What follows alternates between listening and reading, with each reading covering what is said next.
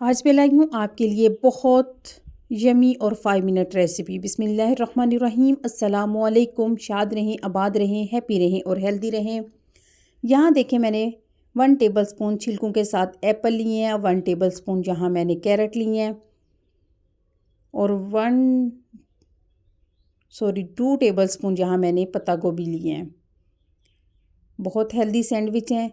1 tablespoon बारीक कटी हुई यहाँ मैंने शिमला मिर्च ली है। ये देखिए, चम्मच के आगे से कोने मैंने कुटी सुरख मिर्च, नमक और ब्लैक पेपर लिए हैं। मायो डालकर इन सारी चीज़ों को मिक्स कर लिया है। दूसरी साइड पे हम इसकी सॉस बनाते हैं। यहाँ देखें, मैंने मायो और केचप को मिक्स किया, एक अच्छी सी सॉस बन गई। यहाँ ब्रेड लिए, उसके एजेस काटे। अगर आप एजेस ना भी काटें तो ये बहुत अच्छे आपके स्नैक्स बन जाएंगे। इन सारी ब्रेड को मैंने तवे पे बटर लगाकर थोड़ा सा सेक लिया है। अब सारी सॉस इन पे अप्लाई कर दूंगी।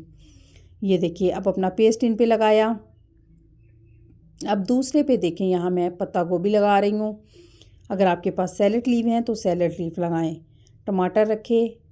सैंडविच को हेल्दी बनाने के लिए यहाँ मैं एप्पल स्लाइसेस लगा रही हूँ। बच्चों को हेल्दी सैंडविच दें। जो वेजिटेबल आपको पसंद है वो रखें, जो फ्रूट्स आपको पसंद है वो भी आप ऐड करें। इसको हमने पहले ही तवे पर सेक लिया, इसको मज़ीद पकाने की कोई ज़रूरत नहीं है। ये देखें, हमारा माशाल्लाह सैंडविच कितना प्यारा बन रहा है। हेल्दी सैंडविच है। दोबारा सॉस को अप्लाई किया, इसके ऊपर एग रखे, बॉयल एग। ये देखें, हमारा माशाल्लाह बहुत यमी सैंडविच बनकर तैयार है। कटिंग करें जिस शेप में भी आपको पसंद है। इसी के साथ चैनल को लाइक करें, शेयर करें, सब्सक्राइब करें। मुझे इजाज़त दें। अल्लाह निगहबान।